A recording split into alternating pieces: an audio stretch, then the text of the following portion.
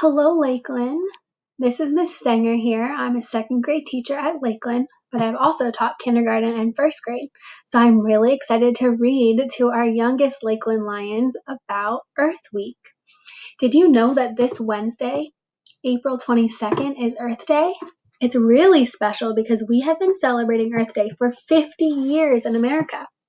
We celebrate Earth Day to remember how important our Earth is. Our Earth is the planet that we live on. And there's really, really important things on our Earth that help us live. Like the air that's all around us is from our Earth. We need the air to breathe. The sun is also really important that shines on our Earth and helps all plants and human beings feel great and grow nice and healthy. There's other great things from the earth that we can eat, like fruits and vegetables. So it's really, really important that we take care of our earth. The great news is that even you, a young student, can make an impact on the earth in your community. Today, I'm going to read you a story to help you celebrate Earth Day this week. This whole week, we'll be celebrating Earth Week, but here's a special story for you to hear about some characters who make a change in their community for their earth. So, the title of this story is called The Berenstain Bears Go Green. Now, you've probably read a story of the Berenstein Bears before, or maybe seen them as a cartoon on TV. I want you to take a look at the title page. What are some things that you notice? Look closely at the details and the hints that the author and illustrator give you on the title page. The setting of this story is bear country, and the most important characters, or the main character, are Mama, Papa, brother, and sister. This story is fiction because there is talking bears and a make-believe town. The bears are wearing clothing and they're doing things that normally humans would do. That's how we know the story is fiction. But the important thing of fiction story is that we can still learn a lesson. A lot of times authors teach you a lesson in a fiction story, even if it's make-believe. The author of this story, there's actually two authors of this story. It's a husband and wife. Their names are Jan and Mike Berenstein. So while I'm reading this story, I have a job for you. Are you ready for it? Okay. During the story, there's going to be a big problem. The way I want you to show me or someone in your family who you're reading the story with is by going like this if you hear or see a problem in the story. Can you practice with me? Go ahead and practice. Thumbs down for a big problem. But then, hopefully by the end, the Berenstein Bears are able to figure out a solution to the problem. A solution to the problem is how you fix the problem. So normally that makes the characters happy. If you find the solution or some fixings of the problem, I want you to give me a thumbs up. Practice right now and give a thumbs up. Okay, great. Looks like you're ready for the story. Remember to listen closely for what the characters are doing so we can figure out what the problem of the story is and what the solution of the story is, or resolution. There's going to be lots of hints and clues in the pictures, so while I'm reading the words, I want you to look very closely at the pictures. Are you ready? The Berenstein Bears Go Green. Wait a second. Green? Do you think that means all the characters are changing colors? Green? The color green can also be used as a word, green. We use the word green to talk about making our earth healthy and safe and clean. If you think about the globe, the green or brown parts is what the land looks like, kind of like in my picture as you can see behind me. And the blue part is the water. We say that people are green, or a job is green, or an action is green when you're taking care of the earth. So when you hear the word green in this story, it might not just be talking about the color, but about the action of what you can do to help keep the earth healthy. There's your new word for the day today. Okay, let's get reading. The Berenstein Bears Go Green by Jan and Mike Berenstein. Oh wow, these are beautiful pictures. Bear country was a beautiful place to live. It had green rolling hills and wide river valleys. It had cool, shady woods and bright, sunny fields. There were steep cliffs and deep canyons, roaring rapids and rushing waterfalls.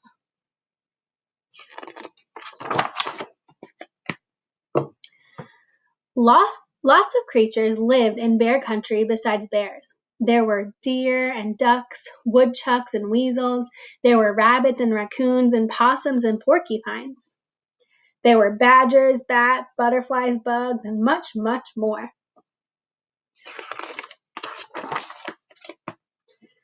The bear family loved living in bear country. They always tried their best to keep it beautiful. Most of the other creatures who lived there tried their best too. But no matter how hard you try, sometimes you run into problems.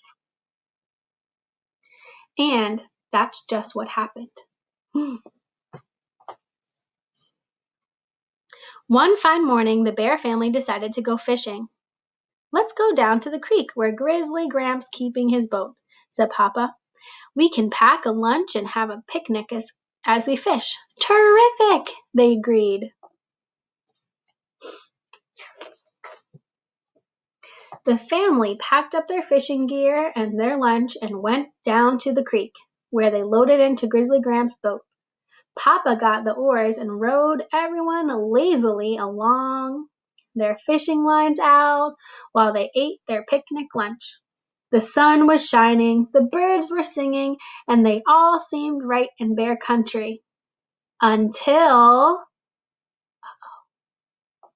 "Phew!" said Sister. "What is that awful smell?" The rest of the family sat up and sniffed. "Yuck!"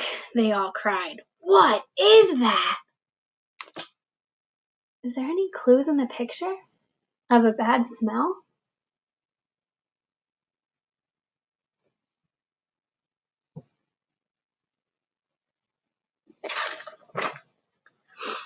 They noticed something funny floating in the water. It was a streak of dark, gunky-looking stuff. It seemed to be coming around the bend in the creek. "Uh-oh," said Papa. "I know what's around that bend." Soon they could all see it. The Bear County dump. Uh-oh. What do you think a dump is based on this picture? I see the word dump on the sign right up here. D-U-M-P, dump. What do you think a dump is? "Wow," said Brother. "What a mess." It was indeed a mess. There were wrecked cars, old mattresses, busted TV sets, broken down washing machines, and piles of trash and garbage. But the worst mess was the bunch of leaky old oil drums that someone had dumped right on the edge of the creek. Gooey, smelly black oil was leaking into the water. I know your thumbs are definitely down right now, because that sounds like a huge problem for their beautiful, clean stream. Oh no. "This is a disgrace," said Mama. She hated to see her beloved bear country treated this way. Mama and even the mayor of bear country. Mama had even been the mayor of bear country for some time. "This has got to be cleaned up," she said. "We will go to the town meeting and complain." "Yes," said Brother. "Go, Mama," said Sister. "Go, go," said Honey. I feel like that might help us get a solution to this story. At the next town meeting, the bear family and many other bears filled the town hall. Mayor Honeypot was on the stage. He rapped on the desk with a gavel. "Ahem," he said. "This meeting is called to order. Is there any new business?" Mama stood up to speak. But another bear jumped up before her. "Mr. Mayor," he said, "I am Greenwood, and I have to come to complain about the disgraceful state of the bear country dump." Mama sat down to listen. That's the same thing she was going to say. Oil is leaking from the dump into the creek, said Mr. Greenwood. What are you going to do about it, Mr. Mayor? Mayor Honeypot was surprised. I did not know about that, he said. We will have to clean up the dump right away. Will any of you here volunteer to help? Everyone at the meeting raised their hands, especially Mama, Papa, and the cubs. I see Mama, Papa, and the cubs' hands right there. Sounds like we're working towards a solution. Is the water cleaned up yet, though? No, we still have our problem. Let's see how the characters fix the problem. After a few days, it seemed like most of Bear Country was down at the dump. Everyone pitched in to clean up and trash and junk. Much of it would be mixed with the earth so the trees could grow on it. They hauled away the oil drums and put them in a safer spot far from the creek.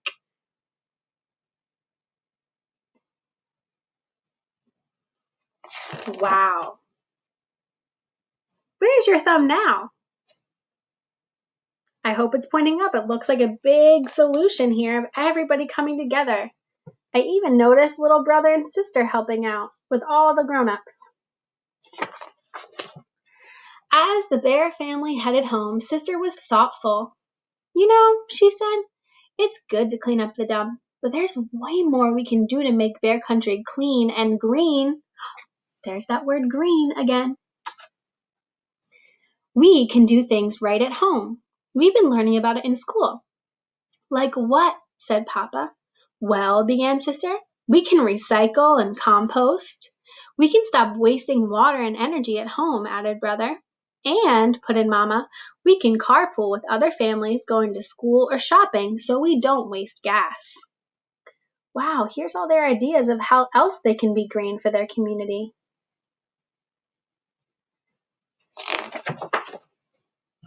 But Papa had the best going green idea of all. He rigged up a windmill on top of his workshop to power some of his tools.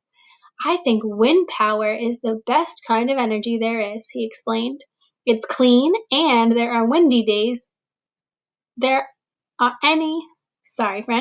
It's clean. It's there any windy day so you want, and best of all, he added, it's absolutely, totally free. Whee, said Honey, holding up the pinwheel to catch the wind. Oh, there's little sister Honey. Have you ever played with a windmill like that?